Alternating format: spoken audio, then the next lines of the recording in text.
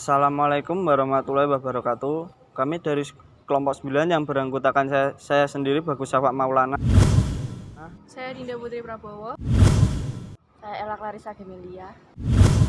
Kami akan menyampaikan materi tentang pengendalian hasil keuangan dengan faktor yang tidak dapat dikendalikan. Selanjutnya kita akan membahas beberapa subbab yang terdiri atas satu, prinsip pengendalian, yang kedua, tipe faktor yang tidak dapat dikendalikan, yang ketiga, pengendalian untuk efek yang mendistorsi dari faktor yang tidak dapat dikendalikan, dan yang terakhir yaitu isu-isu faktor lain yang tidak dapat dikendalikan. Yang pertama yaitu prinsip pengendalian. Ada risk aversion atau menolak risiko adalah dasar untuk argumen penting untuk mendukung prinsip pengendalian perusahaan yang mempertahankan karyawan yang memiliki prinsip menolak risiko yang bertanggung jawab untuk pengaruh-pengaruh dari faktor yang tidak sepenuhnya dapat mereka kendalikan akan menanggung sejumlah biaya untuk melakukannya. Selanjutnya yaitu ada tipe faktor yang tidak dapat dikendalikan. Yang pertama adalah faktor ekonomi dan kompetitif. Faktor ini mempengaruhi satu atau lebih ukuran hasil. Lalu yang kedua ada tindakan alam, merupakan peristiwa besar yang tidak terduga seperti banjir, tanah longsor, gempa bumi yang mengakibatkan tidak dapat berjalannya suatu bisnis. Lalu yang terakhir ada ketergantungan. Ketergantungan yaitu menandakan bahwa area suatu organisasi atau karyawan tidak sepenuhnya mandiri dan hasil yang diukur dipengaruhi oleh orang lain dalam organisasi. Selanjutnya itu pengendalian untuk efek yang mendistorsi dari faktor yang tidak dapat dikendalikan. Manajer dapat mengurangi beberapa efek yang mendistorsi dari beberapa faktor yang tidak dapat dikendalikan dengan menggunakan dua pendekatan komplementer. Yang satu, sebelum periode pengukuran dimulai dapat menentukan hasil pengukuran dengan hanya memasukkan item yang tidak dapat dikendalikan oleh karyawan. Yang kedua, setelah pengukuran berakhir dapat menghitung dan menyesuaikan pengaruh dari faktor yang tidak dapat dikendalikan. Selanjutnya yaitu isu-isu faktor lain yang tidak dapat dikendalikan. Organisasi dihadapkan pada isu lain ketika berpikir mengenai penyesuaian yang tidak dapat dikendalikan, diantaranya yaitu satu, tujuan penyesuaian faktor yang tidak dapat dikendalikan seharusnya tidak diperlukan sama untuk semua tujuan imbalan. Yang kedua, arah penyesuaian sebagian besar mengevaluasi terlihat penyesuaian faktor yang tidak dapat dikendalikan setelah periode pengukuran secara asimetris. Selanjutnya ada study case. Beifang Chuangye Vehicle Group atau Beifang Chuangye Vehicle Group disebut dengan Beifang.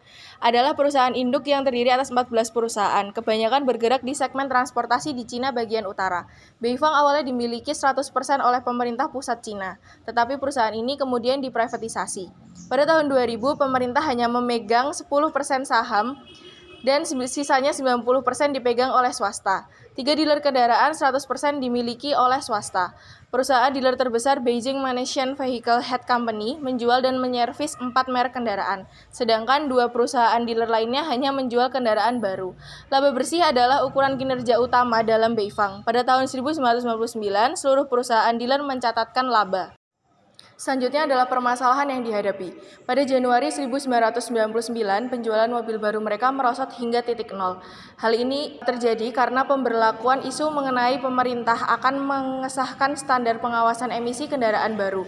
Yang kedua, pada awal Februari 1999, Ming Zhou atau wakil direktur dan manajer umum harus menentukan apakah ia harus memberikan kompensasi kepada manajer dealer dan staf penjualannya seperti biasa ataukah mereka harus ikut menanggung dampak kerugian perusahaan.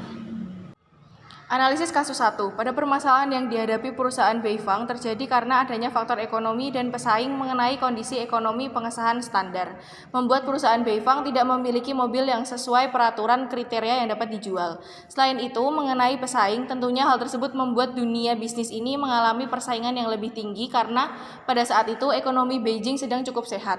Yang kedua, permasalahan ini dapat menggunakan pengendalian untuk faktor-faktor yang tidak dapat dikendalikan setelah periode pengukuran, yaitu pendekatan standar kinerja fleksibel karena mendukung untuk meningkatkan kemampuan perusahaan mengatasi variasi pada aspek penting yang mempengaruhi bisnis, menghadapi isu resiko dan pengendalian yang kompleks, serta bersiap untuk mengambil tindakan preventif. Analisis kasus yang kedua. 1. Ming Zhou harus memperhatikan bahwa setiap karyawan di perusahaan pasti akan membentuk risk aversion. Itu artinya pilihan yang mungkin Mingzu ambil yaitu kerugian hanya akan ditanggung perusahaan. Namun perusahaan harus mengeluarkan beberapa biaya. Yang pertama yaitu adalah biaya untuk mengimbangi resiko. Yang kedua biaya dari perilaku beberapa karyawan untuk menurunkan exposure terhadap faktor yang tidak dapat dikendalikan. Terus yang ketiga biaya karena kehilangan waktu. Permasalahan yang kedua untuk pengendalian faktor yang dapat dilakukan yaitu dengan melakukan pendekatan evaluasi kinerja relatif. Sekian pemaparan materi dari kelompok kami. Bila ada salah kami mohon maaf. Billahi taufiq wal hidayah. Wassalamualaikum warahmatullahi wabarakatuh.